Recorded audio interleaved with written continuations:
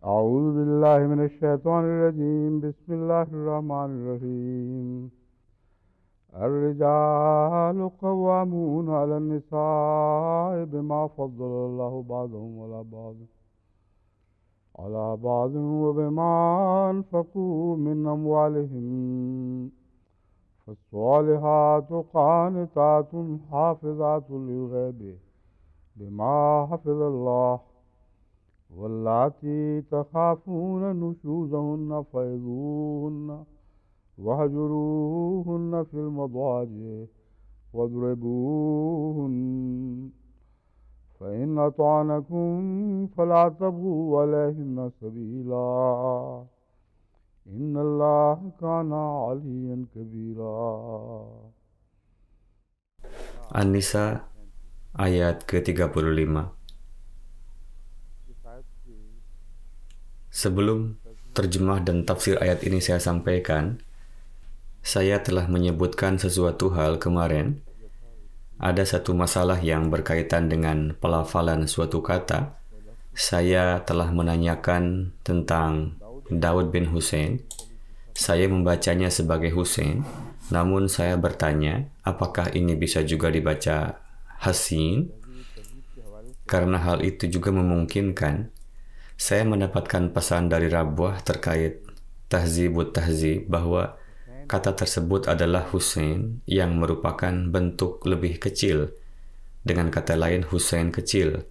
Bentuk lebih kecil dari Hasan dengan Ha, Sod, Nun adalah Husain. Akan tetapi kata Hasin juga ditemukan dalam kitab-kitab riwayat tertentu yang terkenal sehubungan dengan seorang perawi yang bernama Abu Hasin. Nama julukannya adalah Abu Hasin, yang berarti nama anaknya Hasin. Jadi Hasin adalah mungkin dan Husain juga memungkinkan. Namun di sini namanya diucapkan sebagai Daud ibnu Husain, bukan ibnu Hasin. Hal ini bukanlah sebuah koreksi, melainkan saya menyebutkannya sebagai aspek tambahan untuk pengetahuan. Saya membacanya dengan tepat, saya membacanya sebagai Husain. Doa yang saya ucapkan itu bukanlah seperti seekor tukik, melainkan ia telah menjadi seperti seekor anak ayam kecil yang karena penyakitnya kurus kering dan tinggal tulang belulang. Rasulullah SAW bertanya kepadanya, apakah engkau tidak berdoa? Apakah engkau tidak memohon keselamatan dari Allah yang Maha Kuasa? Orang itu berkata bahwa aku akan memanjatkan doa ini, ya Tuhanku, hukuman yang akan engkau berikan kepadaku sebagai balasan atas dosa-dosa di akhirat, berikanlah kepadaku di dunia ini.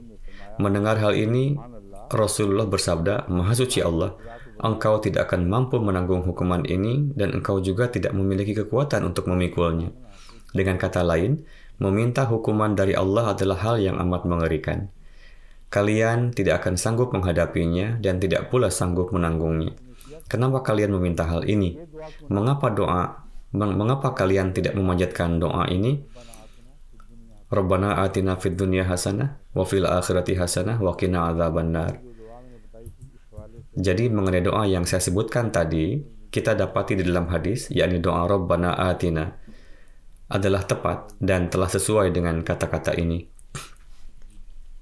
Dan bagi orang-orang yang materialistis, kata hasanah luput bagi mereka. Hanya kata-kata Rabbana atina fid dunya saja yang mereka dapatkan. Jadi jelas bahwa orang-orang seperti itu tidak tertarik pada hal-hal yang baik. Jadi mereka mendapatkan dunia yang sesuai dengan keinginan mereka, dan itulah sebabnya mereka tidak diberi kebaikan di dunia ini. Itulah mengapa mereka tidak diberi bagian di akhirat. Setelah menyebutkan poin-poin yang tak terduga ini, sekarang saya akan kembali kepada ayat yang sebenarnya yang sedang ditafsirkan.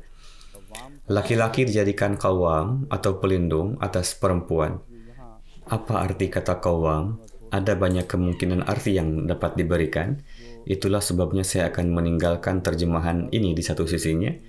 Terjemahan yang telah diberikan dalam tafsir Saghir adalah bahwa kaum laki-laki ditetapkan sebagai pelindung bagi kaum wanita karena Allah Ta'ala telah melebihkan sebagian dari mereka atas sebagian yang lain, dan karena kaum laki-laki menafkahkan hartanya. Namun terjemahan kata qawwam sebagai penjaga tidaklah cukup, dan terutama pada kesempatan sekarang ini ada beberapa terjemahan lain yang harus diperhatikan. Itulah sebabnya mengapa saat ini kita akan membiarkannya tetap disebut sebagai qawwam. Laki-laki telah ditetapkan sebagai qawwam atas wanita. Alasan pertama adalah karena Allah telah menjadikan sebagian dari mereka lebih unggul dari sebagian yang lain, sesuai dengan surah An-Nisa ayat 35, sehingga sebagian dari mereka layak menjadi qawwam atas sebagian yang lain. Alasan kedua karena mereka membelanjakan harta benda mereka.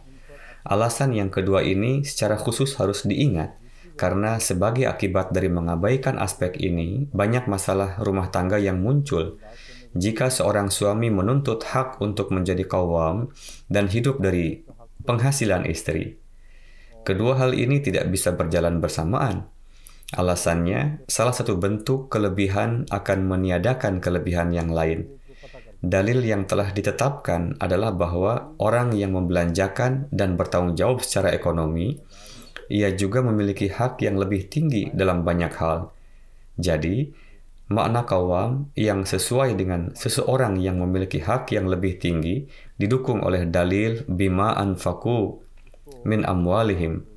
Dengan demikian, orang-orang yang hanya berdiam diri di rumah, tidak mencari nafkah dan hidup dari gaji istri, dan kemudian pada saat yang sama memaksakan kekuasaannya. Lihatlah betapa hal ini sangat bertentangan dengan penerapan ayat Al-Quran ini. Dan lebih jauh lagi, orang-orang seperti itulah yang secara praktis kehilangan jati dirinya. Dan mereka banyak yang menjadi pasien gangguan kejiwaan.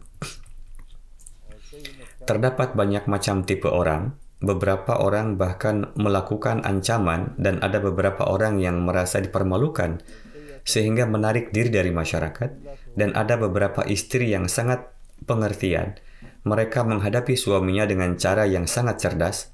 Mereka tidak membiarkan suaminya merasakan apapun, dan mereka hidup bersama dengan sikap yang bersahabat. Meskipun pada umumnya masih ada masalah yang muncul, oleh karena itu, pembahasan ini harus tetap diperhatikan. Sekarang saya akan mulai menjelaskan permasalahan yang tersisa. Fasalihatu qanitatun hafizatun lil ghaibi. Jadi, siapakah wanita-wanita yang salihah itu? Jika salihah dijadikan pokok bahasan, maka wanita-wanita salihah adalah mereka yang qanitat, fasalihat. Jadi, wanita-wanita salihah adalah mereka yang qanitat. Qanitat berarti wanita-wanita yang taat. Ada banyak makna lain yang akan muncul setelahnya yang akan saya sebutkan dan yang berhubungan dengan hafizatul ghaib. Mereka adalah penjaga rahasia. Bima hafizallah, yang dijaga oleh Allah.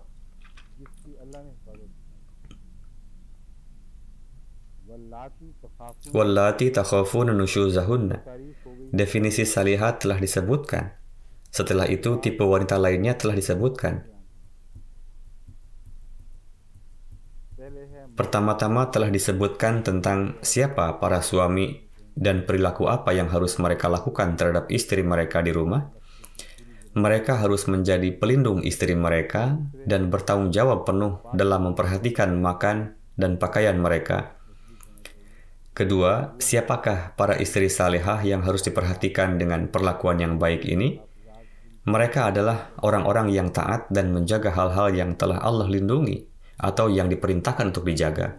Ada beberapa makna lain yang akan disampaikan kepada Anda nanti. Sekarang kita telah sampai pada kelompok ketiga, yaitu wanita-wanita yang wallati takhafuna nusyuzahunna.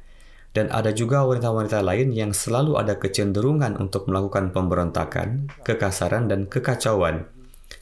Mereka menampilkan sikap memberontak pada hal-hal kecil, dan itu adalah pembawaan mereka, kebiasaan mereka. Itulah sebabnya mengapa takhafuna, kalian selalu khawatir dengan mereka, karena pada masalah terkecil saja, perselisihan yang besar segera dimulai. Apa yang harus dilakukan terhadap mereka? Wanita-wanita seperti itu tidak termasuk dalam kategori perlindungan yang diberikan dalam bagian pertama ayat ini. Namun, untuk para wanita seperti ini, seberapa jauh kita diperbolehkan untuk bersikap tegas terhadap mereka, dan apa bentuk terbaik untuk memperbaiki mereka? Hal inilah yang menjadi topik bahasan yang dimulai dari sini. Allah berfirman, "Fa'izuhunna." Pertama-tama, nasihatilah mereka, yaitu khawatir bahwa karena ia tetap menjadi sumber perselisihan dan selalu memulai pertengkaran, maka Anda tidak memiliki hak untuk menyerangnya. Fa'izuhunna, pertama-tama dengan cara yang bijaksana, melalui alasan yang masuk akal, nasihatilah mereka dan buatlah mereka mengerti. Lalu tahap kedua adalah wahjuruhunna. Jika mereka tidak mau mendengarkan nasihat Anda yang logis, maka terapkanlah sebuah tindakan di mana Anda juga harus merasakan penderitaan, yaitu memisahkan tempat tidur Anda dari mereka dan tempat tidur mereka dari Anda. Lewatkanlah beberapa waktu dengan memisahkan tempat tidur kalian, menjauhkan diri dari hubungan suami istri sehari-hari, dan peringatan tahap kedua ini tidak hanya merupakan hukuman bagi wanita, tetapi juga merupakan bentuk penderitaan bagi pria.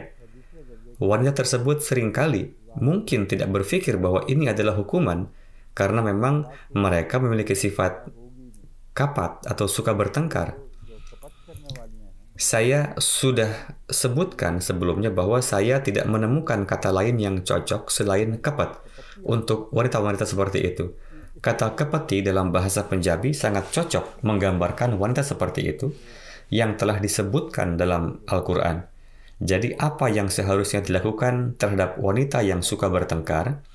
Jika mereka dibiarkan sendiri di tempat tidur mereka, maka mereka akan menganggap diri mereka telah terbebas dari penderitaan atau hubungan fisik.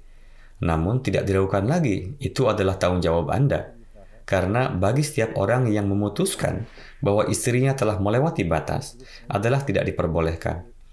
Itulah sebabnya mengapa Anda harus mengupayakan agar mereka memahami bahwa perilaku mereka tidak pantas, karena ini adalah sebuah bentuk boikot sosial, dan salah satu dari mereka menderita karenanya, sebab mereka harus tetap tinggal di rumah yang sama, dan ada kemungkinan bahwa hubungan antara suami dan istri akan memburuk. Pada saat yang sama, para pria yang memboikot istrinya untuk tujuan perbaikan, merekalah yang paling menderita, karena kebutuhan sehari-hari yang harus dipenuhi oleh istrinya. Jika ia tidak menegur istrinya, bagaimana istrinya dapat memenuhi kewajibannya? Bahkan ada kemungkinan ia harus memasak makanan sendiri. Ada beberapa laki-laki yang memasak makanan untuk para wanita dan meletakkannya di hadapannya sehingga dia bisa makan dari sana. Jadi, pada fase ini sangat menyakitkan bagi keduanya, bukan hanya bagi salah satu dari mereka. Bahkan jika setelah bersabar, istri tetap bersikukuh dengan perilaku buruknya, dan dia tidak menjauhkan diri dari sikapnya yang membangkang dan kasar, maka Allah berfirman, "Wadribuhunna," bahwa pada fase ketiga, kalian bisa menghukum mereka secara fisik, atau memang harus begitu. Fa'in ata'nakum, maka jika mereka menaati Anda setelah hukuman fisik atau sebelum itu, maka fala tabghu alaihinna sabila, yakni Anda tidak memiliki alasan untuk mengambil tindakan apapun terhadapnya. Jadi, Anda harus kembali kepada sikap Anda yang pertama, yaitu bersikap seperti seorang qawwam, yaitu orang yang melindungi hak-hak istri dan menjaganya. Dan peringatan juga sudah diberikan. Innallaha kana aliyan kabira, yaitu bahwa kekuasaan yang Anda miliki sebagai akibat dari memiliki kemampuan yang lebih kuat atau karena alasan lain, maka ingatlah bahwa Allah Ta'ala bahkan memiliki kekuasaan yang lebih besar lagi daripada Anda. Innallaha kana aliyan kabira. Sesungguhnya Allah maha besar lagi, maha tinggi. Yakni dia sangat berkuasa. Jadi, nasihat di bagian akhir ini merupakan peringatan bagi orang-orang yang telah dianugerahi tugas untuk menjaga kaum wanita. Ajaran yang lengkap telah diberikan sedemikian rupa sehingga menjadi pilihan terakhir yang harus dijalankan dalam kehidupan sehari-hari seseorang. Sebagian masyarakat menerapkannya lebih banyak dan sebagian lagi lebih sedikit. Dan untuk sebagian wanita tidak perlu menerapkan hal ini sepanjang hidupnya. Namun hal ini tetap berlaku untuk sebagian wanita. Al-Quran tidak mengabaikan aspek ini, namun ada beberapa perintah yang menyertainya. Dan rincian tentang darb atau memukul telah disebutkan dalam riwayat-riwayat Rasulullah SAW. Ada juga beberapa tuduhan yang dilontarkan oleh beberapa orientalis tertentu. Saya juga akan memberikan bantahan untuk mereka. Kemudian para orientalis yang telah melontarkan kritik-kritik ini, apa pula ajaran-ajaran agama mereka sendiri yang berkaitan dengan perlakuan terhadap wanita? Apakah lebih baik dari ajaran Islam atau lebih rendah dari ajaran Islam? Kita harus melihat semua masalah ini, sehingga daras hari ini akan mencakup aspek-aspek tersebut. Apapun yang masih tersisa akan disajikan besok. Terjemahan terbaik dari ayat-ayat ini yang saya dapatkan adalah terjemahan yang diberikan oleh Hadrat Masih Maud alaihissalam. Meskipun terjemahan ini adalah yang terbaik, namun tidaklah perlu untuk mendapatkan terjemahan ayat-ayat Al-Quran yang lain, karena kami telah menemukan terjemahan yang tepat dari ayat ini yang ditulis oleh Hadrat Masih Maud alaihissalam di dalam bukunya Arya Dharam. Beliau menyatakan, wanita-wanita yang menampakkan tanda-tanda nusyuz, maka nasihatilah mereka dan pisahkanlah tempat tidur kalian dari mereka. Ini adalah terjemahan yang sangat indah dari wahjuruhunna. Pisahkanlah tempat tidur kalian dari mereka dan pukullah mereka, dengan kata lain, sesuai dengan keperluan dan keadaan serta kebutuhan. Jadi, jika mereka menjadi taat kepada kalian, maka kalian juga harus menahan diri dari perceraian dan janganlah kalian menunjukkan keangkuhan karena Allah Maha Tinggi. Yakni, janganlah kalian mengatakan di dalam hati bahwa mengapa saya membutuhkannya? Saya bisa menikahi wanita lain. Tapi tunjukkanlah kerendahan hati karena Allah lebih menyukai sikap rendah hati. Hal yang berkaitan dengan kerendahan hati ini menggambarkan pokok bahasan aliyan. Allah itu Ali. Kamu tidak ada apa-apanya. Lawan dari kata ulu adalah tawadu, yaitu kerendahan hati. Itulah sebabnya terjemahan yang diberikan oleh Hadrat Masih Maud alaihissalam adalah berdasarkan sifat-sifat ilahi Allah yang Maha Kuasa yang telah disebutkan di akhir ayat Aliyan Kabir. Ini adalah dua sifat yang merupakan kebalikan dari keduanya, apa yang merupakan lawan dari keduanya, apa yang merupakan antonimnya, yaitu Anda harus bersikap lemah lembut dan tidak boleh melakukan sesuatu dengan tergesa-gesa. Jika istri seseorang menyesuaikan diri dengan ketaatan, maka singkirkanlah pikiran untuk bercerai dan menikah dengan wanita lain dari dalam hati Anda. Pertama dan terutama, ada satu hadis yang menjadi perhatian, yaitu hadis Mubayyana. Sebagai sebuah hadis ini telah disebutkan di bawah topik yang berkaitan dengan kondisi-kondisi wahyu Al-Quran, dan kata-katanya sedemikian rupa sehingga hati saya menolaknya sebagai perkataan Rasulullah, dan juga bahwa kejadian seperti itu telah terjadi pada beliau. Karena perkataan Rasulullah dan peristiwa-peristiwa yang berkaitan dengan wahyu Al-Quran dan yang berkaitan dengan penjelasan-penjelasan Rasulullah, cara penyampaiannya sangat berbeda dan gayanya pun unik. Jadi, itulah sebabnya saya mengirimkan hal ini ke markaz atau pusat untuk diteliti, agar mereka dapat memberikan analisis yang rinci mengenai hal tersebut. Karena ada kemungkinan saya keliru. Jika ada keterangan yang kuat bahwa peristiwa ini benar-benar terjadi, maka baik hati saya menerimanya atau tidak, saya harus menerimanya. Namun di dalam hati saya ada sedikit kekhawatiran bahwa ada sesuatu dari riwayat ini yang akan terungkap. Kata-kata dari riwayat ini adalah sebagai berikut. Ayat ini diturunkan berkenaan dengan Hadrat Sa'ad bin Rabi dan istrinya Hadrat Habibah yang merupakan putri dari Hadrat Zaid bin Abu Hurairah. Apakah Anda faham? Ayat ini turun berkenaan dengan Hadrat Sa'ad bin Rabi dan istrinya, putri Hadrat Zaid bin Abu Hurairah, yaitu Habibah.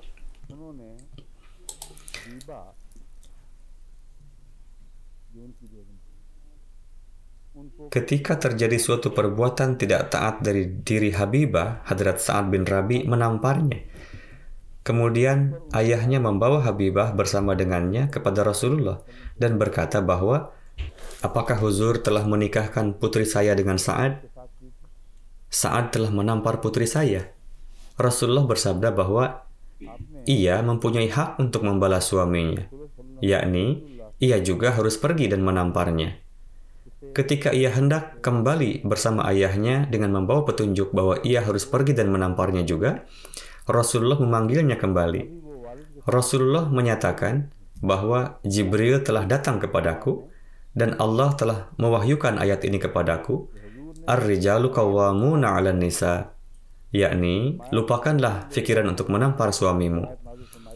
Dengan membaca riwayat ini, hati saya merasa sangat gelisah bahwa ini bukanlah sikap Rasulullah, dan ini juga bukan sikap yang dengannya wahyu Al-Quran akan diturunkan. Rasulullah tidak akan pernah mengatakan kepada seorang wanita bahwa pergilah dan tamparlah wajah suamimu. Hal ini sangat bertentangan dengan perangai, sifat, dan kebiasaan Rasulullah. Maka saya menginstruksikan kepada para ulama agar mereka menyelidiki dari mana datangnya hadis ini.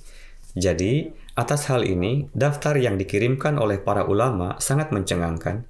Dengan kata lain, pada kenyataannya, hal-hal ini tidak bisa diabaikan. Mereka menulis bahwa dalam tafsir Kashaf, Mahmud bin Umar ad-Dimashqari juga meriwayatkan riwayat ini. Dalam Ma'alimut Tanzil, Abu Muhammad al-Husain bin Mas'ud juga meriwayatkan riwayat ini.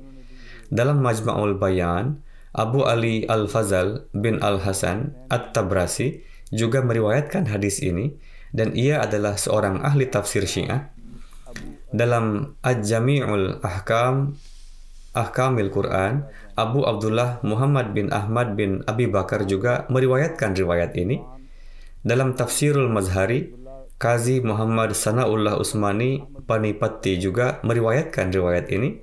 Dalam Tafsir Ad-Durr Mansur, Allamah Jalaluddin Suyuti juga menyebutkan riwayat ini. Sekarang perhatikanlah bagaimana sekelompok besar ulama dan para cendekiawan besar telah mendukung riwayat ini, bahwa riwayat ini benar. Ketika seorang pembaca masa kini membaca hal ini, maka ia akan menjadi gentar hanya dengan memikirkan hal ini, bahwa bagaimana mungkin ia akan bersuara menentang suami ini, menentang semua ini. Padahal begitu banyak ulama yang sudah berkumpul. Dan Allamah Al-Wahidi juga mengutip riwayat ini dalam Asbabun Nuzul. Alhamdulillah mereka telah mencantumkan tanggal-tanggal dari para ulama tersebut. Saya berpikir bahwa saya harus mencari tahu siapa yang lebih dulu dan siapa yang belakangan. Maka saya menemukan bahwa Allamah Al-Wahidi adalah yang pertama yang menyebutkan riwayat ini, yang berasal dari abad kelima. Ia berasal dari abad kelima, benar?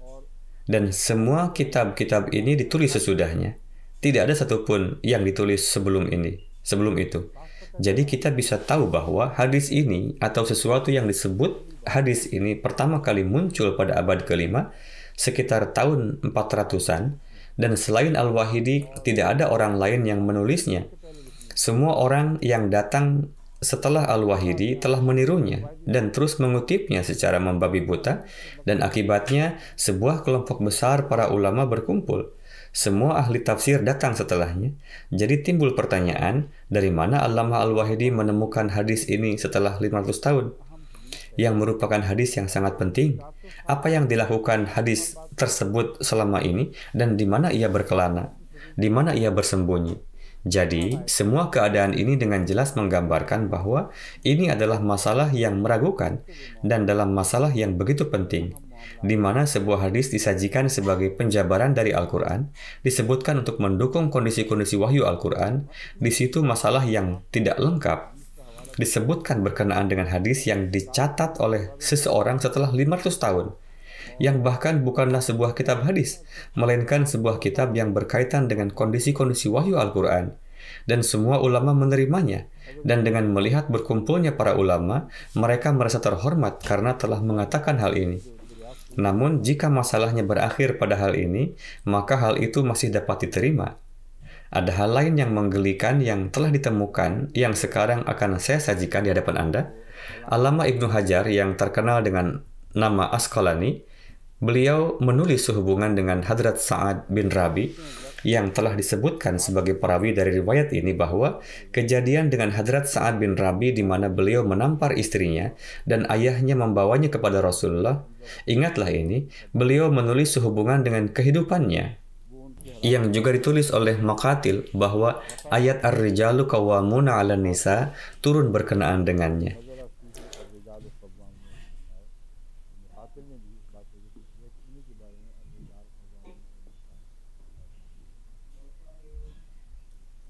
Apakah sekarang sudah jelas?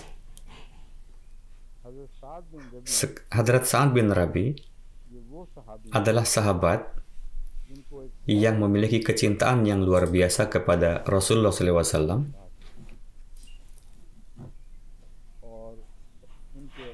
Saya akan menyampaikan ringkasan silsilah beliau sebagai sarana untuk mendoakannya. Beliau adalah orang yang sangat terhormat. Namanya adalah Sa'ad dan beliau berasal dari suku Khazraj.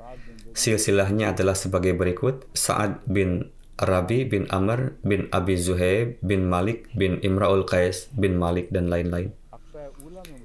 Beliau menerima Islam pada saat baiat pertama di Aqabah. Dengan kata lain, dua baiat yang terjadi sebelum hijrah ke Madinah, yaitu baiat Aqabah pertama dan baiat Aqabah kedua, di mana kaum Ansar menerima Islam, dan ketika mereka kembali, jumlah mereka bertambah banyak, sehingga ketika hijrah, para sahabat yang berasal dari Mekah diberikan perlindungan. Beliau adalah bahagian dari peristiwa baiat Aqabah pertama. Tidak hanya ikut serta, beliau juga menjadi seorang muslim pada saat baiat pertama. Namun ketika baiat kedua terjadi, beliau ikut serta atas kemauannya sendiri dan beliau diangkat sebagai kepala kabilahnya oleh Rasulullah.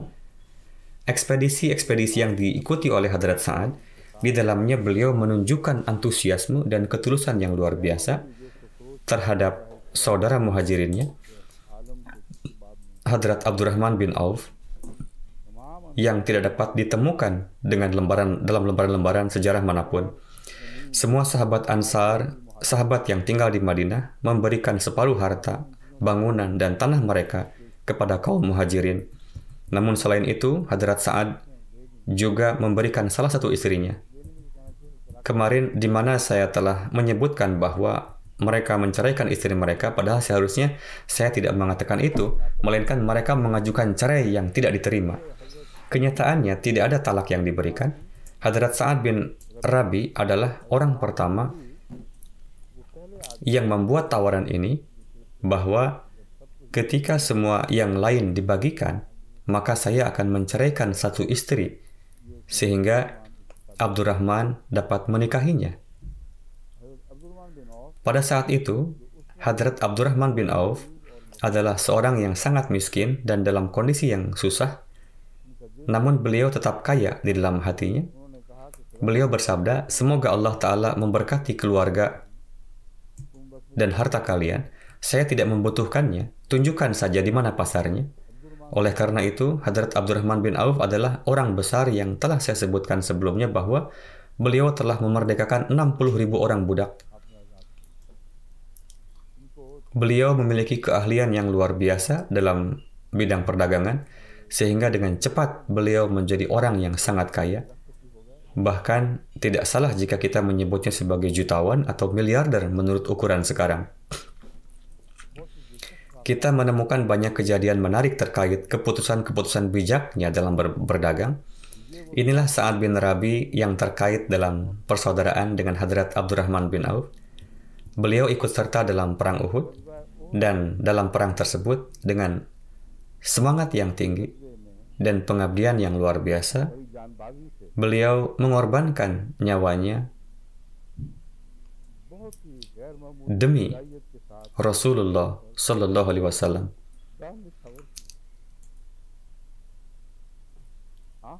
Rasulullah Sallallahu Alaihi Wasallam memiliki kecintaan yang begitu besar kepadanya. kasih sayang yang begitu besar kepadanya, dan keyakinan yang begitu besar bahwa beliau adalah seorang hamba sejati. Seseorang tidak akan bisa mengatakan bagaimana beliau harus mengorbankan dirinya sendiri. Rasulullah berseru, "Adakah seseorang yang akan membawakanku berita tentang Sa'ad bin Rabi? Cari tahu di mana dia berada." Seseorang menjawab, "Saya akan pergi." Ia memeriksa mayat-mayat tersebut dan memanggil nama Hadrat Sa'ad. Suasana hening dan tidak ada jawaban. Tetapi ketika panggilan ini dibuat, "Wahai Sa'ad bin Rabi, Rasulullah SAW telah mengutusku." Kemudian terdengar suara dari antara mayat-mayat itu yang mengatakan, "Aku Sa'ad bin Rabi, ada di sini."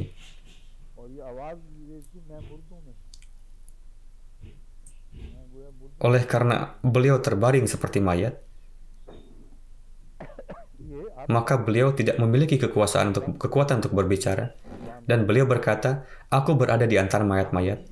Keadaannya sedemikian rupa sehingga saya berbicara dari dunia orang mati. Ini adalah saat-saat terakhirnya, nafasnya semakin berat, dan dia tidak memiliki kekuatan untuk berbicara.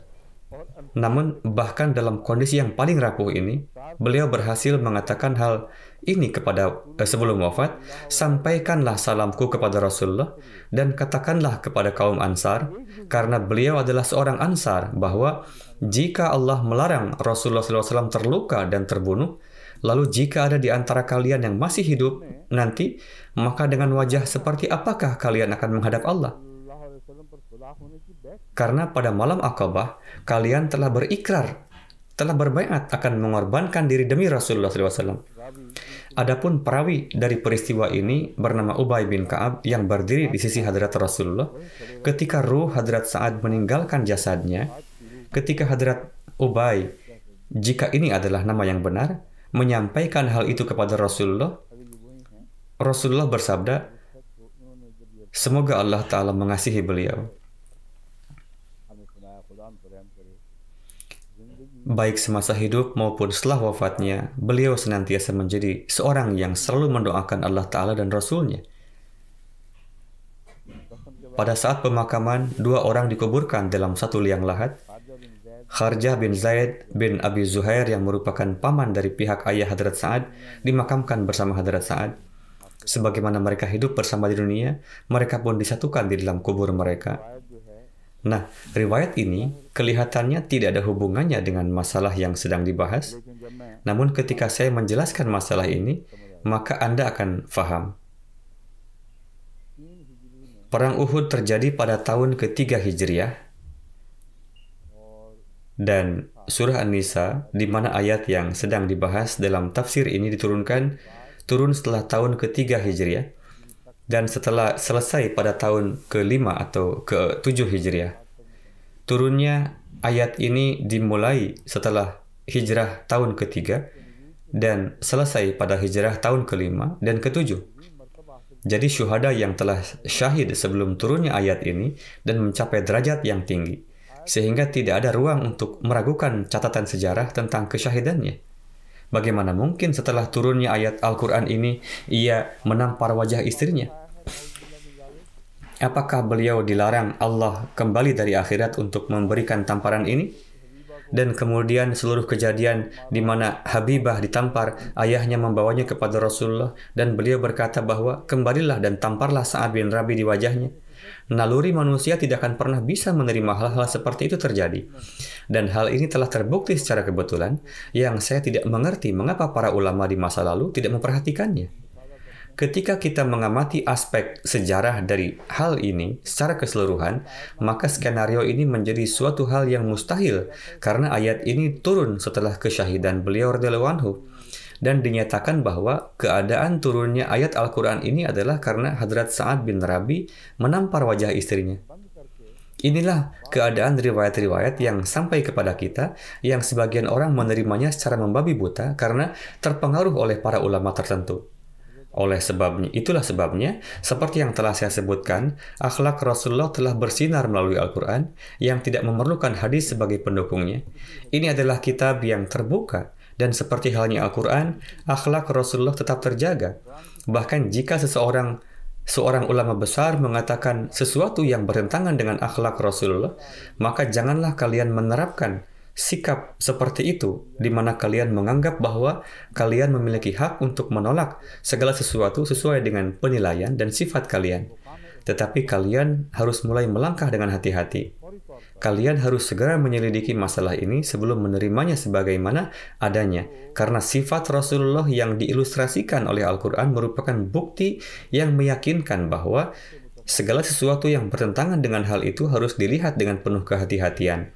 Maka pada gilirannya, Anda akan memahami alasan mengapa hal ini salah dan tidak dapat diterima. Oleh karena itu, saya telah mengemukakan alasan-alasannya di hadapan Anda tentang mengapa hal ini tidak dapat diterima. Wahidi menyampaikan hadis ini untuk pertama kalinya sekitar 50 hingga 70 tahun pada abad ke-5 Hijrah. Dan sebelum itu, tidak ada riwayat ini dalam kitab lain. Setidaknya, penelitian kita tidak bisa membuktikannya di masa sebelumnya.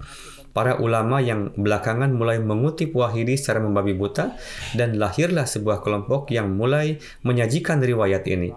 Bahkan jika mereka berjumlah 1.000 orang, maka setelah saat ini, yang mana merupakan sesuatu yang sudah diketahui, tidak ada alasan lagi mengapa kejadian ini yang dikutip Wahidi harus diterima. Sudahkah Anda memahami poin ini? Sekarang mari kita lihat arti kata qawamun. Qawam berarti a'mal, amru, i'tadala. Artinya, sesuatu telah diatur dengan benar. Inilah yang dikenal dengan istilah kama. Kama alaihi, kharaja alaihi, warakabuhu.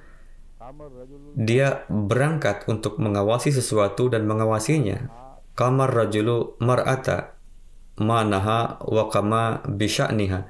Pria itu menanggung nafkah istrinya. Apakah maknaha yang telah tertulis? Apakah maknaha berarti menanggung nafkah? Itu pasti sesuatu yang lain. Apapun itu, mari kita kesampingkan hal ini. Saya hanya akan membacakan terjemahannya. Pria itu menanggung pengeluaran istrinya dan bertanggung jawab atas urusannya. Dalam leksikon, tugas dan urusannya juga termasuk di dalam makna tersebut. Qawama asya'a. Ini adalah kata jamak dari kama. Ketika dibaca dalam konteks bab fa'ala pada fa'al, maka akan menjadi qawama. Qawamahu berarti adalahu, yang berarti sesuatu yang diluruskan dan diratakan. Jadi qawam digunakan untuk suatu keadaan yang menempatkan sesuatu di atas jalan yang benar dan tidak membiarkannya menyimpang dari jalan yang benar, serta berusaha meluruskan dan membersihkan unsur-unsur yang bengkok yang ada di dalamnya. Qawama dar'ahu adalahu iwajahu. Ya, jika seseorang mengatakan bahwa dia meluruskan dar'ahu, maka sudah lebih dari cukup untuk mengetahui apa arti qawama. Qawama berarti menyingkirkan kebengkokan. Apakah bisa dipahami? Al-qawamu al-qawiyyu alal qiyamul bil amr. Orang yang memiliki kemampuan untuk melaksanakan tanggung jawab disebut qawam. Jadi ar-rijalu qawwamuna 'alan nisa berarti laki-laki telah dijadikan qawam atas wanita, yaitu mereka telah dianggap memiliki kemampuan untuk melaksanakan semua tanggung jawab yang berkaitan dengan perempuan dengan cara yang baik dan berkenaan dengan urusan rumah tangga, untuk menjaga mereka di jalan yang benar dan untuk meluruskan setiap kebengkokan yang diperlihatkan oleh wanita. Semua hal ini adalah kewajiban yang mengikat bagi pria berdasarkan ayat ini. Salah satu makna qawam yang disajikan dalam leksikon Aqrabul Mawarid adalah al-amir, yaitu kepala tertinggi yang ditugaskan untuk menjalankan urusan rumah tangga. Dalam leksikon mufradat, di bawah penjelasan qawam tertulis wa qawluhu, bahwa ketika Anda diskusi tentang qawwamuna 'alan nisa, maka perhatikanlah juga ayat ini karena akan membantu Anda memahami maknanya. Ini Quran surat 25 ayat 65. Dan orang-orang yang melewatkan malam di hadapan Tuhannya dengan bersujud dan berdiri. Jadi sikap adil yang terdapat dalam berdiri di hadapan Allah Ta'ala, arti yang lugas, murni dan jelas yang terdapat di dalamnya, mengindikasikan kepada faktor ini bahwa seseorang tidak bisa menjadi qawwam jika entitas keadilan tidak terdapat di dalam dirinya sendiri dan sifatnya tidak murni dan adil. Karena makna qiyam dalam hubungannya dengan Allah Ta'ala tidak berarti berdiri sebagai seorang hakim terhadap Allah Ta'ala. Namun ia berarti berdiri dengan penuh perhatian di hadapan Allah Ta'ala dengan cara yang murni dan bersih. Dan setelah menumbuhkan sikap adil di dalam dirinya.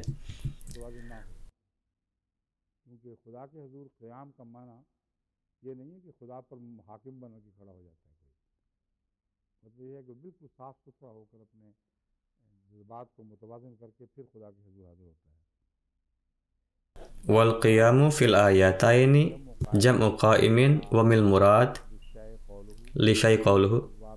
Lalu Huzur membaca surah An-Nisa ayat 136. Dan yang kedua, beliau, yakni Imam Raghib, mengatakan bahwa sehubungan dengan kata qayyam, yaitu jam'u qa'imin, yakni bentuk jamak dari kata qa'imin adalah qawwam.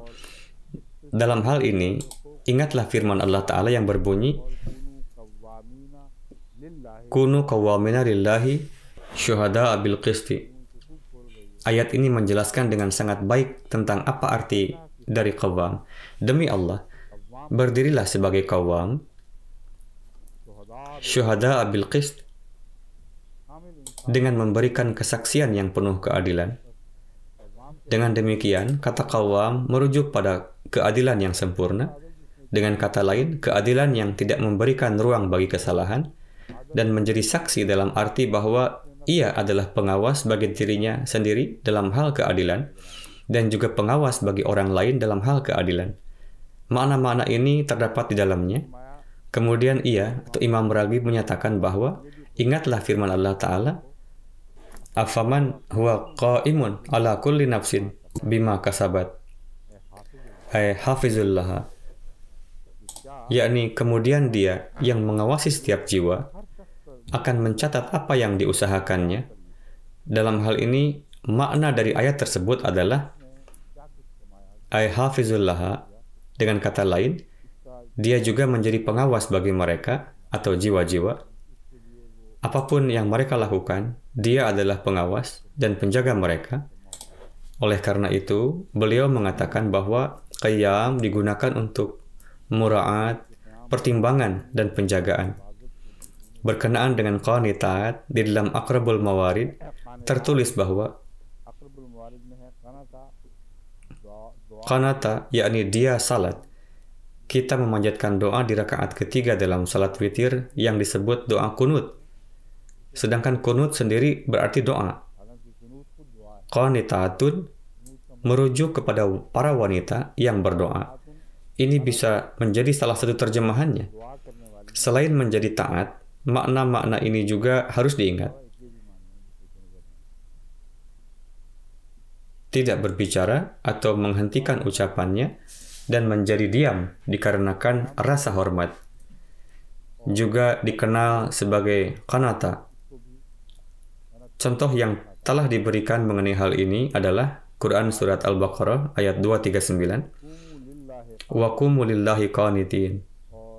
Dan berdirilah di hadapan Allah dengan sikap diam dan hormat, yakni janganlah menunjukkan kelancangan dalam berbicara di hadapan Allah Ta'ala. Dan sebagaimana Allah Ta'ala memerintahkan bersikap hormat, berdirilah dengan tenang di hadapannya. Al-qanitu al-qaimu bitta'ati ad-daimu alaiha. Qanit digunakan untuk orang yang secara tetap menerapkan ketaatan. Tidak pernah terjadi bahwa orang seperti itu terkadang taat dan terkadang tidak taat. Seseorang yang secara fitrah dan terbiasa taat, maka ia akan disebut al-qanit. Bentuk jamak dari al-qanit adalah kunnatun. Imra'atun kunutun muti'atun li zawjiha. Dan seorang wanita yang kunut berarti ia taat kepada suaminya. Al-qanit, al-muti juga telah ditulis dalam mufradat. al-kunut lizumut ta'ati ma'al khudu'i.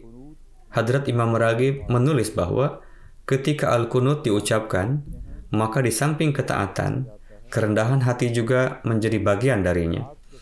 Dengan kata lain, ketaatan seperti itu harus ditampilkan, yang juga mencakup kerendahan hati.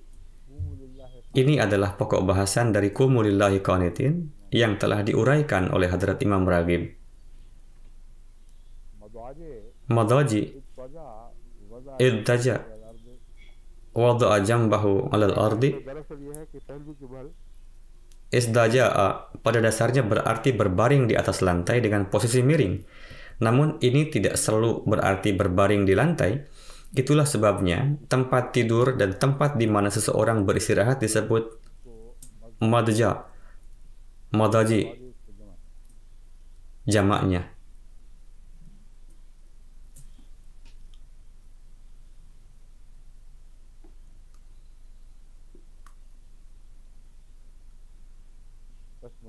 Jadi di sini dalam ayat ini artinya adalah pisahkanlah tempat tidur kalian dari mereka, yakni putuskanlah hubungan suami istri dengan mereka dan pisahkanlah tempat tidur kalian dari mereka. Namun beberapa ahli tafsir telah menegaskan hal yang sangat lucu ini, di mana mereka mengatakan menjauhlah dari segala sesuatu, apakah itu memutuskan hubungan dengan mereka atau bahkan berbicara dengan mereka, tetapi jangan memutuskan hubungan suami istri. Tampaknya mereka menganggap hal ini sebagai beban yang berat bagi laki-laki. Jadi mereka mengatakan bahwa tanpa alasan apapun kita harus menghadapi masalah ini. Oleh karena itu, tetaplah melakukan boikot, namun jangan menjauhkan diri dari hubungan suami istri. Bagaimana mungkin fitrah manusia dapat menerima masalah ini? Namun karena fakta bahwa poin-poin ini ditemukan dalam berbagai tafsir Al-Quran, maka saya ingin membuat Anda menyadari masalah ini. Hal-hal ini tidak perlu ditanggapi secara serius, terutama saya yakin bahwa para Ahmadi insya Allah tidak memerlukan hal ini, dan sampai hari ini tidak ada kasus seperti itu yang saya ketahui di mana seorang Ahmadi perlu melakukan langkah-langkah ini. Alasannya adalah karena orang-orang secara saleh menyelesaikan semua masalah melalui sarana nasihat. Mereka tidak pernah perlu menggunakan tahapan kedua. Mereka yang tidak saleh mengacungkan kayu untuk memukul, untuk mengimbangi nasihat, dan bahkan tahapan menengah pun tidak ditaati oleh mereka. Itulah sebabnya mengapa saya katakan bahwa ini tidak diharapkan dari seorang Ahmadi. Hanya ada dua kelompok orang, yaitu mereka yang saleh, mereka yang tidak pernah membutuhkan hal ini, sementara mereka yang tidak saleh tidak pernah berhenti menganiaya. Istri mereka meskipun kita berusaha menghentikannya atau memberikan hukuman. Kata nusyuz dalam lisanul Arab secara khusus digunakan untuk masalah antara suami dan istri. Arti harfiah dari nusyuz adalah sesuatu yang naik dari tanah. Jadi mengangkat kepala dengan cara memberontak adalah terjemahan yang tepat untuk hal ini. Wanita itu berdiri melawan suaminya. Ketidaktaatan, perilaku memberontak, berbicara kasar, semuanya termasuk dalam kategori nusyuz. Hajar asya'a tarakahu wa aradana anhu. Di bawah terjemahan wahjuruhunna, ini adalah makna hajar yang telah ditulis. Hadrat Imam Raghib menyatakan bahwa hajar merujuk pada pemisahan fisik dari orang lain. Hal itu perlu. Itulah sebabnya para penafsir Al-Quran yang telah mencoba untuk menyatakan bahwa semua bentuk pemisahan harus dilakukan, kecuali pemisahan secara fisik.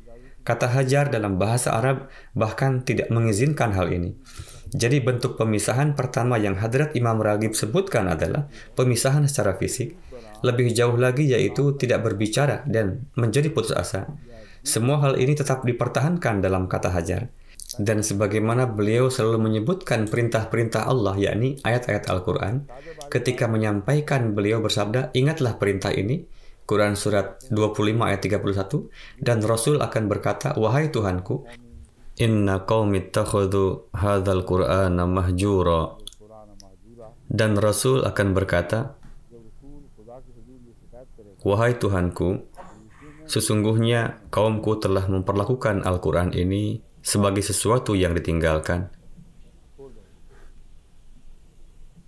Jadi, beliau telah menyajikan hal ini untuk menunjukkan hubungan harfiah dan hakiki, bahwa mereka tidak hanya akan meninggalkannya secara fisik, namun dalam hal Al-Quran, kata hajar telah digunakan dalam aspek spiritual dan hakiki. Jadi, kesimpulan yang ia peroleh dari hal ini adalah bahwa hal ini merujuk pada 3 bentuk perpisahan, sehubungan dengan kedudukan suami, hadis-hadis yang terdapat dalam Sunan Ibnu Majah, Kitabun Nikah, Babu Haqquz Zauj, hadis yang paling penting dan tegas yang diriwayatkan di sana, yang juga terdapat dalam literatur kita. Hadrat Masih Maud alaihi salam juga menggunakan kata tersebut dalam bentuk nasihat yang akan saya mulai.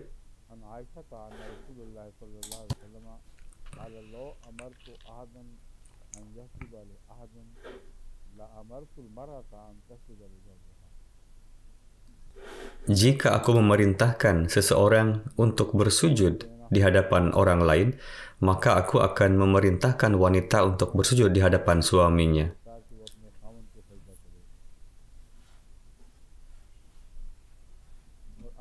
Dan selanjutnya dinyatakan,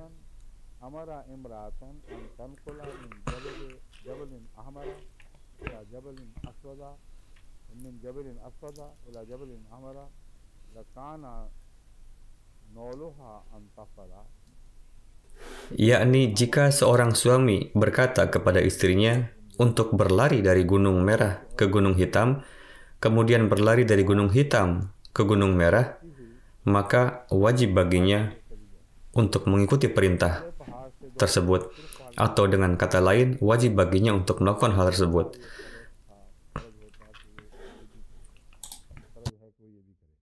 Hadis ini diambil dari Sunan Ibnu Majah.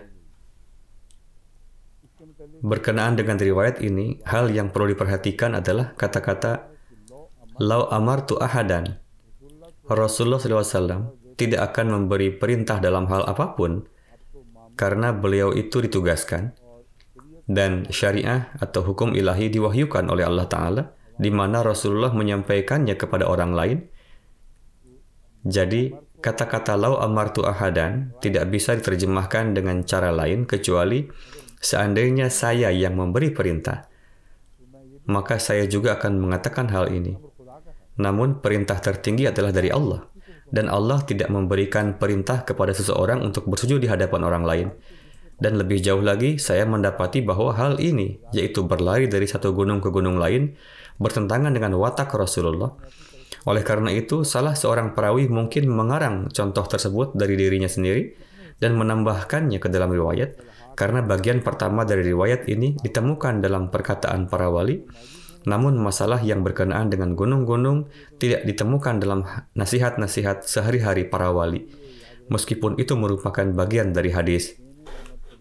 Itulah sebabnya, pertama-tama ingatlah bahwa perintah bagi seorang istri untuk bersujud di hadapan suaminya tidak selalu berarti bahwa ia harus melakukan hal itu secara fisik, tetapi lebih kepada ketaatan yang tinggi, yaitu ketaatan yang bersyarat. Dia akan taat kepada suami di dalam hal aturan-aturan dan hukum-hukum Allah, di dalam hal keputusan-keputusan yang ma'ruf, baik. Ketika Rasulullah akan mengambil baiat dari para wanita, beliau akan menempatkan syarat ini di hadapan mereka bahwa mereka akan mentaati beliau dalam keputusan ma'ruf. Jadi, bagaimana mungkin ada perintah untuk menaati suami dalam hal keputusan yang tidak ma'ruf? Oleh karena itu, hadis ini harus difahami dalam keseluruhan konteks yang telah saya sajikan.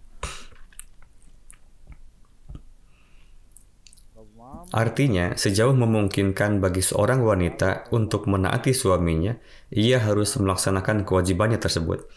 Makna qawwam dalam konteks ar-rijalu qawwamuna 'alan nisa telah ditafsirkan oleh Allamah Sanaullah Panipati Sahib sebagai berikut, bahwa laki-laki adalah pelindung bagi perempuan sebagaimana para penguasa melindungi rakyatnya, dan mereka bertanggung jawab untuk mengajari wanita tentang adab.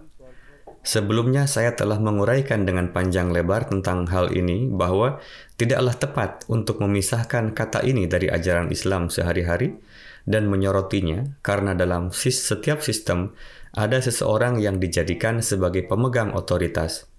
Tidak ada sistem di dunia ini, baik kecil maupun besar, yang dapat berjalan tanpa adanya seseorang yang memiliki otoritas. Dan hukum ini adalah hukum universal dan berkaitan dengan semua masyarakat manusia, di mana ada kelompok masyarakat, di situ ada orang yang berkuasa. Oleh karena itu, Rasulullah SAW menasihati sampai pada tingkat ini bahwa jika kalian dalam perjalanan dan kalian bertiga, maka tunjuklah salah seorang sebagai amir atau pemimpin. Kalian tidak boleh memulai perjalanan tanpa seorang amir. Lalu mengapa tidak ada yang keberatan dengan hal ini? Ini adalah perilaku alamiah dari setiap masyarakat manusia yang sesuai dengan hal ini. Dimanapun ada sistem, dimanapun ada lebih dari satu orang yang berkumpul untuk tujuan apapun, pasti akan ada seorang pemimpin atau orang yang punya otoritas. Pertanyaan yang tersisa di sini adalah, mengapa Rasulullah tidak menasihati tentang dua orang? Pertanyaannya adalah, bagaimana mungkin sebuah pemilihan dilakukan hanya dengan dua orang? Jika salah satu mengatakan Anda menjadi amir, sementara yang lain mengatakan tidak, maka bagaimana mungkin sebuah keputusan dapat dicapai?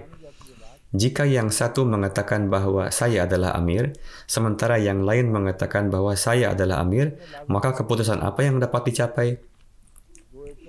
Jadi, dalam semua nasihat Rasulullah, hikmah ini selalu ada di sana, di mana seseorang dapat mengenali bahwa ini adalah kata-kata yang diberkati dari Rasulullah SAW.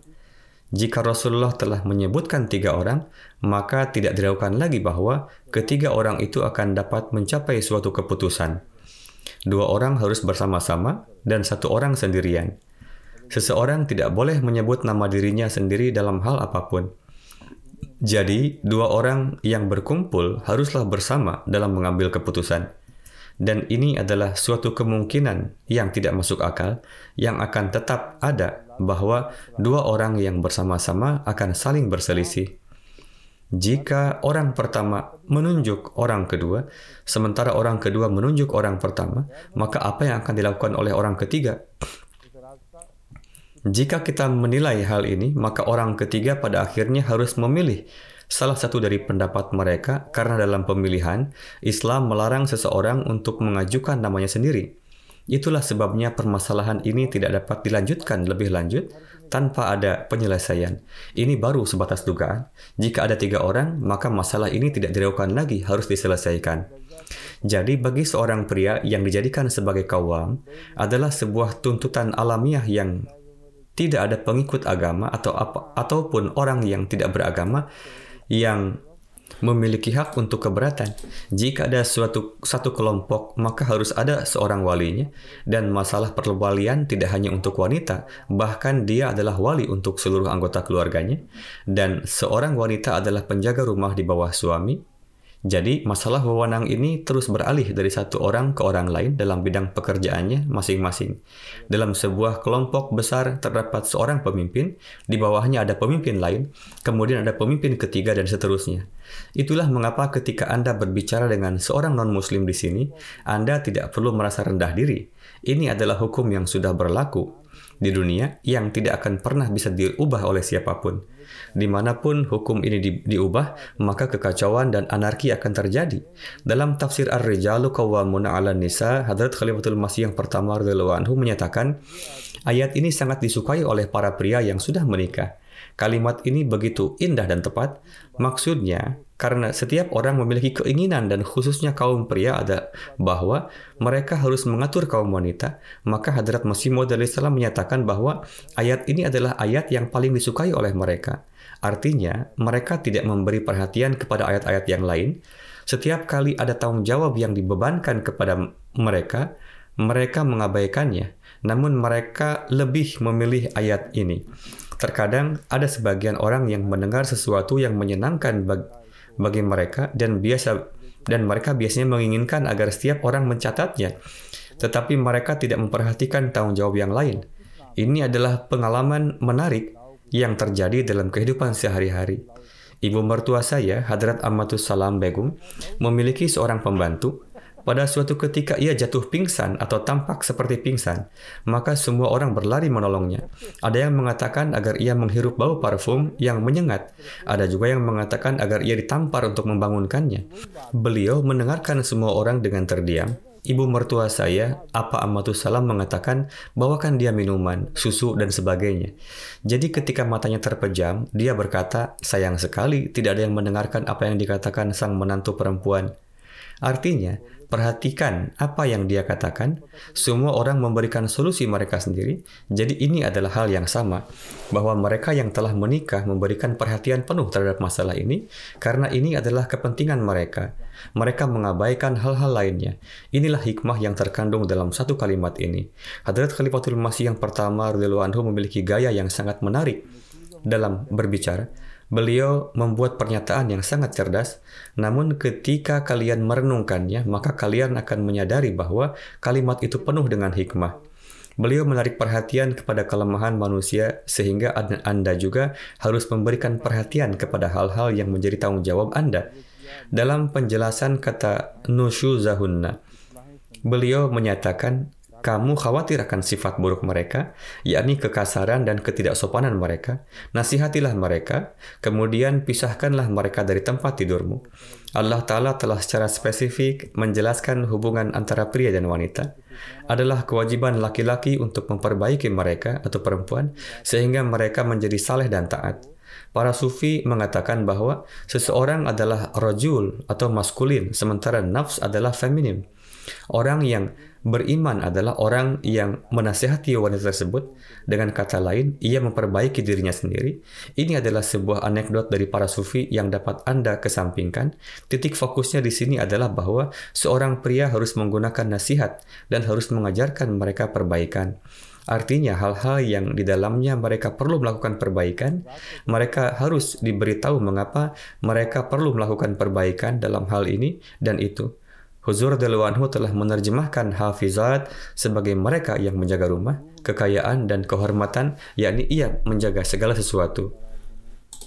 Dalam kata-kata fahjuruhunna fil madaji, Hadrat Khalifatul Masih yang pertama radhiyallahu anhu juga memahami prinsip ini sebagai bagian dari hal tersebut, bahwa pada saat itu mereka harus dilarang keluar rumah, karena ketika mereka keluar rumah, mereka akan mengambil hal-hal yang buruk dari orang lain dan menjadi lebih kurang ajar. Sebagian besar waktu wanita seperti itu melakukan persekongkolan dengan wanita lain. Mereka menceritakan hal-hal yang menjadi ketertarikan mereka, misalnya bahwa kami telah melakukan ini dan itu terhadap suami, dan ia menjadi terhibur karenanya dan menghubungkannya dengan kehidupan rumah tangganya sendiri, dan ketika ia menjadi berani, ia menjadi lebih kurang ajar dari sebelumnya. Oleh karena itu, kadang-kadang saya sendiri merasakan hal ini, bahwa seorang wanita yang pada beberapa kesempatan memperlihatkan sikap tidak sopan kepada suaminya, dia berada di bawah pengaruh seseorang. Jadi saya meminta kepada wanita tersebut agar tidak berbicara dengan wanita itu pada hari-hari tertentu, karena saya mempunyai kesan, dan hal ini ternyata benar, bahwa pada hari-hari itu ketika seorang wanita menunjukkan lebih banyak kemarahan kepada suaminya, pada hari-hari itu pula temannya akan meneleponnya berkali-kali. Padahal temannya itu sendiri tidak seperti itu. Namun karena sudah menjadi sifat alamiah wanita untuk saling bersimpati dan meningkatkan semangat satu sama lain, maka mungkin inilah alasan mengapa hal ini dikatakan. Karena tidak ada telepon pada waktu itu, maksudnya telepon tidak tersedia di setiap tempat. Jadi Hadrat Khalifatul Masih yang pertama juga menyimpulkan dari hal ini bahwa mereka harus dilarang keluar rumah. Sekarang saya akan beralih ke penjelasan dari lain dari kata hafizat.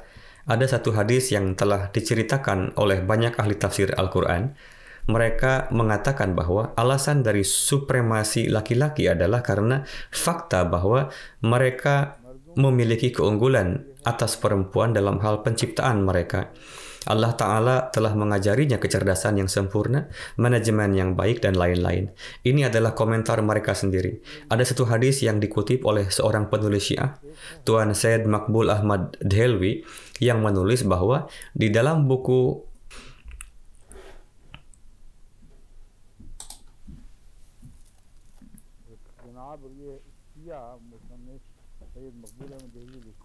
Ilalul Syara'i telah dikutip. Ilalul Syara'i adalah sebuah buku yang di dalamnya terdapat hadis ini, bahwa Rasulullah pernah ditanya tentang apa kelebihan laki-laki di atas wanita. Rasulullah menyatakan bahwa hal itu seperti kelebihan yang dimiliki air di atas tanah.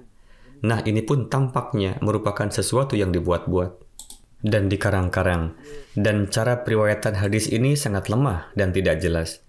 Di dalam buku itu tertulis bahwa seseorang mengajukan sebuah pertanyaan. Siapa yang mengajukan pertanyaan? Kapan pertanyaan itu diajukan? Tidak ada referensinya.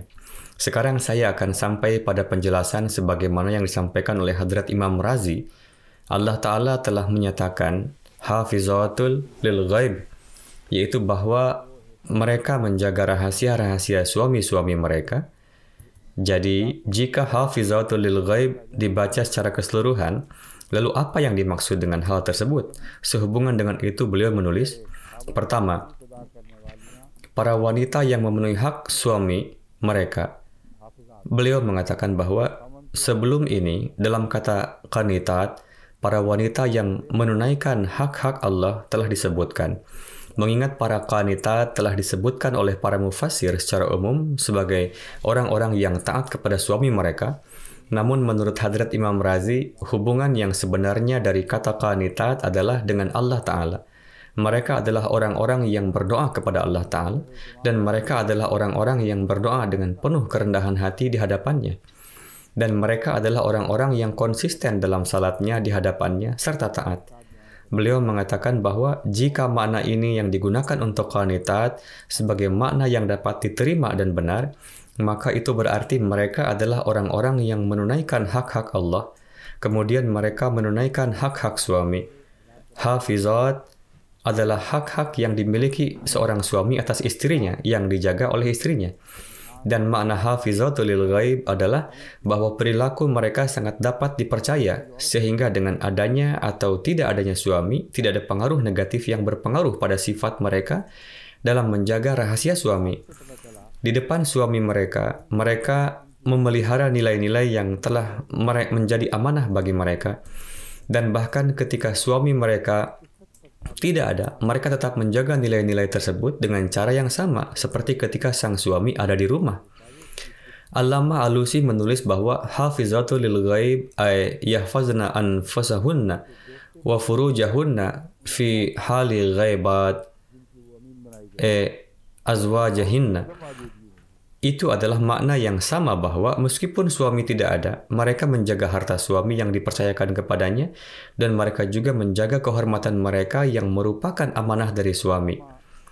Masih Maud alaihissalam menyatakan, sehubungan dengan tugas-tugas istri, para raja berikut agamanya, termasuk cara berpakaiannya, dan semua nilai lainnya, baik moral maupun agama, memiliki pengaruh yang signifikan terhadap warga negaranya. Hal ini sama halnya dengan pengaruh laki-laki terhadap perempuan. Inilah sebabnya mengapa Allah Ta'ala menyatakan kaum laki-laki adalah pelindung bagi kaum wanita. Apakah itu diucapkan sebagai inat? Itu inat kan? Imam Sahib menganggukkan kepalanya dengan ringan, seakan-akan beliau tidak yakin sepenuhnya. Hadrat Masih Maud alaihissalam telah menyatakan bahwa kata qawwam ini harus dipahami dalam konteks ini, bahwa sebagaimana raja-raja berikut agamanya, termasuk cara berpakaiannya, dan semua nilai lainnya, baik moral maupun agama, memberi pengaruh yang signifikan terhadap rakyatnya, yakni perilaku raja dalam menjalani kehidupannya, cara mereka berperilaku secara moral, itulah perilaku yang akan diteladani oleh rakyatnya. Dengan demikian, arti sebenarnya dari qawwam adalah penguasa dan orang yang berkuasa. Jadi, dari sudut pandang ini, kaum pria adalah qawwam atas kaum wanita, dalam arti bahwa mereka harus ingat bahwa sebagaimana mereka berperilaku, demikian pula kaum wanita akan menjadi seperti mereka dalam hal itu. dan setiap cacat dalam moral mereka akan mempengaruhi wanita mereka. Aspek ini juga harus diingat. Ketika menguraikan aspek ini, Hadrat Masih Maud alaihissalam menyatakan, laki-laki adalah nakoda bagi keluarganya. Jika ia tenggelam, maka seluruh kapal akan tenggelam bersamanya. Itulah sebabnya dikatakan bahwa laki-laki adalah pelindung bagi wanita. Keselamatan rumah tangganya terletak di dalam keselamatannya. Wanita adalah asal mula penyembahan berhala.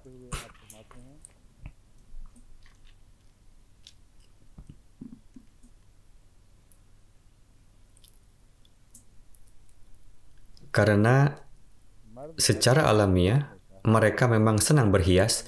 Itu adalah alasan perbedaan fitrah antara laki-laki dan wanita, sebagaimana yang dijelaskan oleh Hadrat Masih Maud alaihissalam. Dan itulah sebabnya mengapa selain alasan-alasan lain, laki-laki dijadikan sebagai pelindung bagi wanita. Kecenderungan seorang wanita terhadap perhiasan, Nabi Muhammad SAW telah menyatakan bahwa pada kenyataannya, ini adalah akar dari kemusyrikan. Alasannya adalah karena melalui perhiasan, seseorang berusaha menarik perhatian kepada diri mereka sendiri, yang pada hakikatnya merupakan bentuk pemujaan terhadap berhala.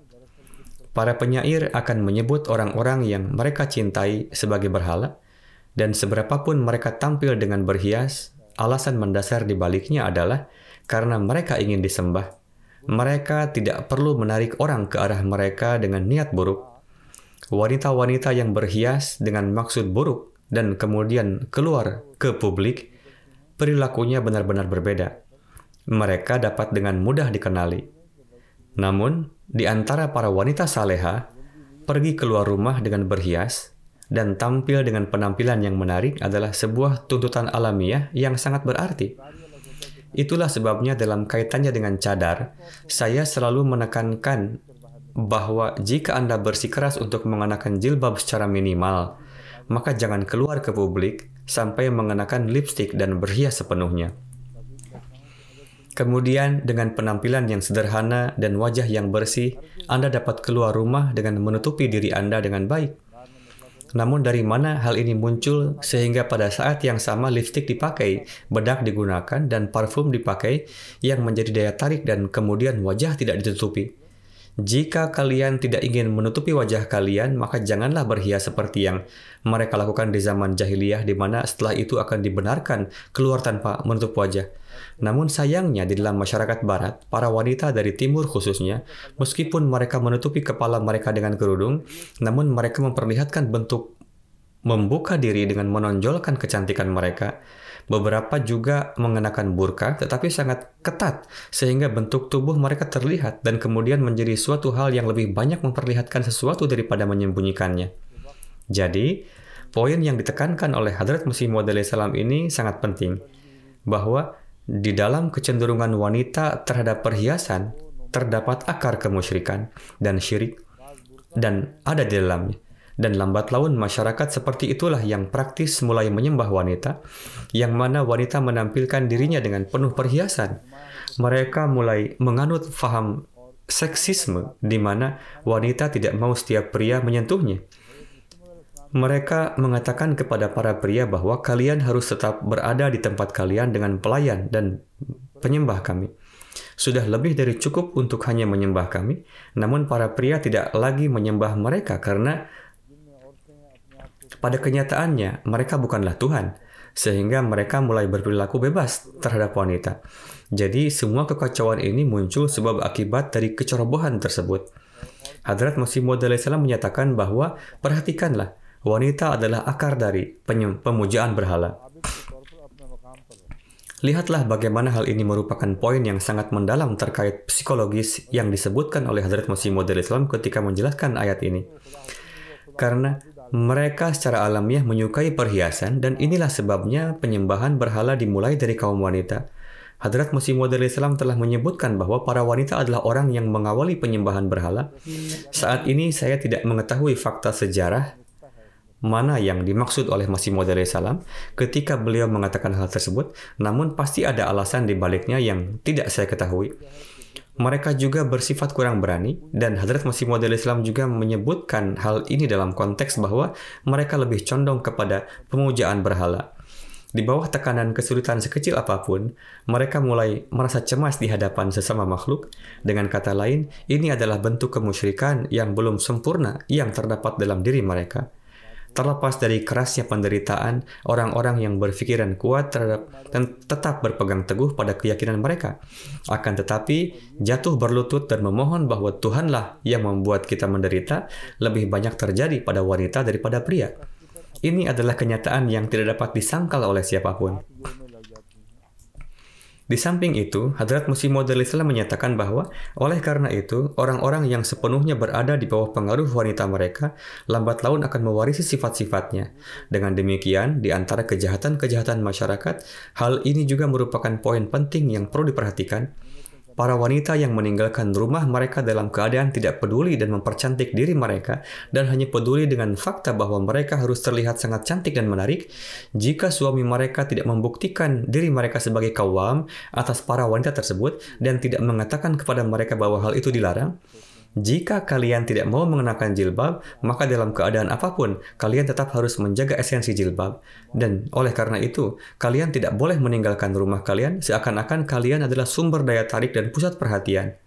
Hadrat Masih Maud Islam telah menyatakan tentang mereka yang tidak mematuhi hal ini bahwa lambat laun mereka akan mendapatkan sifat-sifatnya dan kebiasaan-kebiasaan ini merasuk ke dalam diri mereka sedemikian rupa sehingga mereka pun merasa senang dengan istri mereka yang memamerkan dirinya.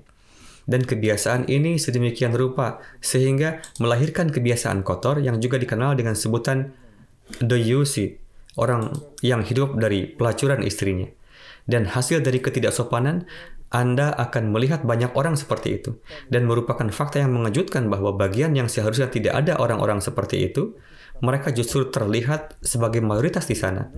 Dibandingkan dengan yang lain, kecenderungan ini lebih banyak ditemukan pada para pejabat militer yang memaksa istri-istrinya untuk memperlihatkan diri mereka ketika mereka membawanya ke pertemuan-pertemuan militer. Padahal seorang prajurit seharusnya lebih terhormat. Namun sikap menyembah berhala dan sikap tidak bermartabat merupakan kejahatan masyarakat yang ketika mereka menampilkan akibatnya, mereka tidak membedakan apakah itu militer atau non-militer. Namun sejauh yang saya pelajari, semoga Allah membuktikan bahwa hal itu tidak benar, fakta ini lebih banyak terjadi di rumah-rumah para pejabat militer dibandingkan dengan para pejabat lainnya. Bahkan para pejabat yang berpangkat lebih tinggi pun memiliki kecenderungan yang sama dengan para pejabat militer tersebut. Seiring dengan naiknya pangkat seseorang secara duniawi, demikian pula tindakan tidak sopan dalam memamerkan istri juga bertambah. Dan dengan cara ini, mereka menganggap diri mereka sebagai orang yang maju dalam karakter dan pemikir yang bebas. Inilah alasan yang mereka kemukakan. Mereka tidak menyadari bahwa ketika istri mereka menghias diri mereka sedemikian rupa dan orang-orang mulai bebas berbicara dengan mereka baik itu dalam sebuah pertemuan, maka berapa banyak keburukan yang berakar di dalam hati mereka dan pada tingkat yang sama ketulusan mereka terhadap suami mereka goyah dan perhatian mereka tertuju pada pria lain. Dan masyarakat seperti inilah yang tidak diragukan lagi jatuh ke dalam ketidaksopanan. Meskipun mungkin tidak dimulai dengan cara seperti ini, ada seorang wanita menjaga kehormatannya, namun ketika Anda mendorong kecenderungan ini di dalam masyarakat, maka Anda tidak dapat melindungi generasi berikutnya. Jadi, ada banyak kasus seperti itu di hadapan saya, di mana pada awalnya para istri dan para pejabat tinggi tersebut atas desakan para pejabat tinggi melepaskan cadar mereka dan dalam banyak kasus, para istri tidak menginginkan hal ini, namun sang suami menginginkannya. Oleh karena itu, tindakan kezaliman seperti ini adalah perbuatan yang diwujudkan dengan cara lain. Dan mereka menyembah wanita dalam arti bahwa mereka mengukir wanita menjadi berhala dan mempersembahkannya kepada orang lain. Dan melalui hal inilah mereka mencapai tujuan duniawi mereka dan mereka menciptakan kesan bahwa kita adalah orang-orang yang berpikiran tinggi dan bebas. Kita tidak seperti orang-orang di masa lalu. Dan ketika mereka memasuki era baru ini, alih-alih melangkah dengan hati-hati, putri-putri mereka menjadi benar-benar tidak terkendali. Dan seringkali saya diberitahu tentang kondisi yang mengkhawatirkan pada generasi penerus dari keluarga-keluarga seperti itu. Jadi kutipan dari Masih Maud Salam Ini sekilas tidak mempunyai korelasi dengan penjelasan kata qawam, sebagaimana yang telah Anda baca di banyak tafsir Al-Quran. Amatilah betapa mendalamnya cara Hadrat Masih Maud salam menggali satu poin dari poin lainnya. Dan Hadrat Masih Maud salam telah menarik perhatian kepada prinsip mendasar ini, bahwa laki-laki adalah penjaga atas keadaan moral perempuan. Ia adalah seorang penjaga atas bentuk kesopanan bagi wanita yang telah disebutkan oleh Al-Quran secara spesifik untuk wanita. Ia juga bertanggung jawab dalam hal menjaganya. Ia adalah penjaga atas hafizat. Hal ini merupakan sesuatu yang harus direnungkannya. Mereka yang menjadi pelindung bagi al-qawamun, maka mereka adalah pelindung bagi para wanita yang menjadi hafizat. Jadi, jika ada kelalaian terhadap hal-hal yang mereka jaga, maka sang penjaga harus bertanggung jawab. Jika ia menunjukkan kelemahan dalam memenuhi persyaratan kesopanan, maka sang penjaga tidak diragukan lagi, harus bertanggung jawab, dan ia tidak bisa melepaskan diri dari tanggung jawabnya.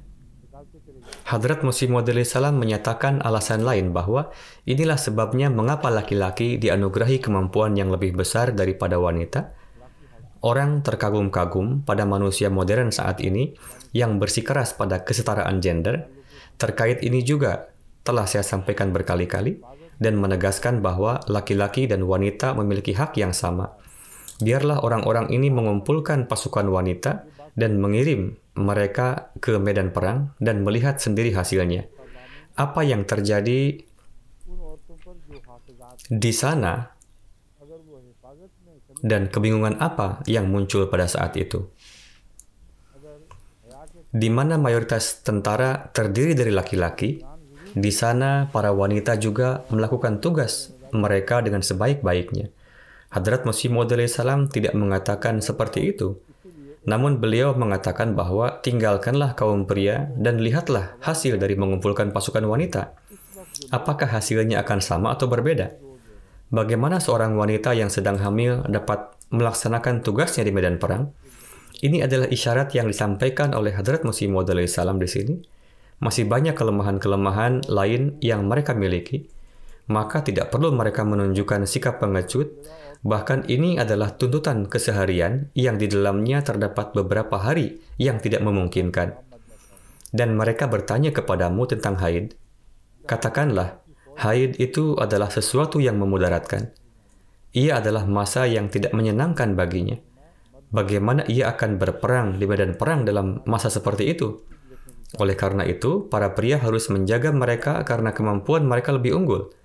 Mereka harus menjaga para wanita dalam ketaatan. Banyak orang mendesak penerapan sikap permisif seperti yang lazim di Eropa, tetapi ini sangat tidak bijaksana. Kebebasan tanpa batas dalam hal pergaulan adalah akar dari semua amoralitas. Lihatlah situasi moral di negara-negara yang telah menerapkan kebebasan ini. Jika kebebasan bergaul membantu meningkatkan kesucian dan kebajikan mereka, kita akan dengan mudah mengakui bahwa kita keliru. Justru malah tidak mengikat sama sekali. Malah tidak meningkat sama sekali. Dan sisanya adalah masalah-masalah terperinci. Saya telah menyajikan poin utama dari tafsir ini di hadapan Anda. Dalam kata-kata bima hafizallah, Imam Razi telah menyajikan dua macam kata ma, yang mana terjemahannya bisa dalam dua cara. Beliau mengatakan bima hafizallah, yakni karena Allah menjaganya. Dari hal apakah Allah telah memberikan perlindungan seperti itu? Apa yang telah dijaga oleh Allah? Hal ini telah disebutkan secara implisit dan bukan secara eksplisit. Dari sudut pandang ini, beliau mengatakan bahwa terjemahannya adalah sebagai berikut. Saya tidak akan menjelaskan secara rinci karena keterbatasan waktu. Apakah waktunya sudah habis? Apakah ini menit-menit terakhir?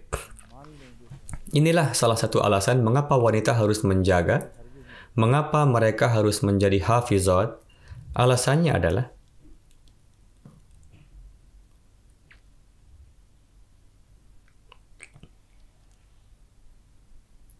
karena Allah telah menjaga mereka. Alasannya telah disebutkan dalam bima hafizallah, bahwa ketika Allah melindungi mereka, maka mereka harus melindungi para suami yang telah menjadikan mereka sebagai istri. Ini adalah poin penting yang beliau sampaikan. Poin penting lainnya yang beliau sampaikan adalah bahwa jika kata ma dianggap sebagai masdar ma, maka kata tersebut memiliki arti bihifzillah. Satu poin yang juga merupakan poin penting yang tidak dapat saya sampaikan di hadapan Anda sebelumnya adalah bahwa ketika Allah menjaga kaum wanita, maka ia juga diperintahkan untuk menjaga dirinya sendiri, kesuciannya, hartanya, kehormatannya, dan semua hal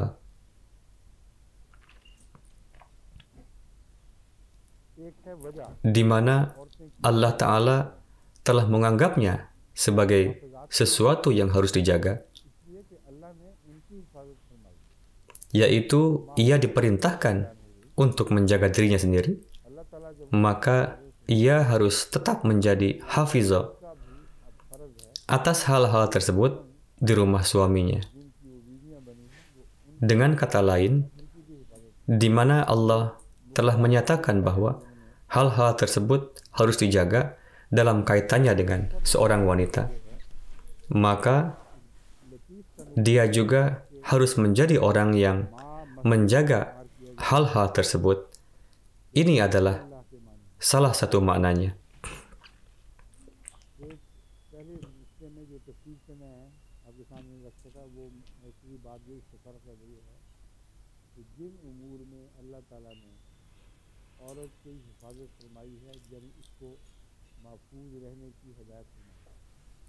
Poin kedua yang beliau sampaikan adalah bahwa makna dari kata ma yang berbentuk masdar adalah bahwa dalam bihifzillah perlindungannya telah dijamin oleh karunia Allah Ta'ala.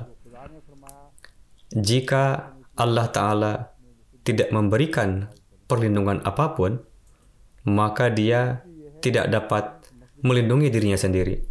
Maka perhatian orang tertuju pada doa bahwa seorang wanita yang qanitat dan dia juga berdoa, dia harus ingat bahwa baginya untuk melindungi sesuatu itu tergantung pada perlindungan Allah. Dengan demikian, ia harus menjadi hafizat, ia harus percaya kepada Allah Ta'ala dan terus-menerus berdoa kepada Allah Ta'ala supaya melindunginya. Jika ini maknanya, maka ini adalah makna yang sangat indah dan saya setuju. Jika ada makna lain dari hal ini, maka saya tidak mengetahui makna tersebut. Dengan ini, daras hari ini berakhir. Besok, insya-Allah Ta'ala, saya akan menyebutkan bagian kedua dari hal ini.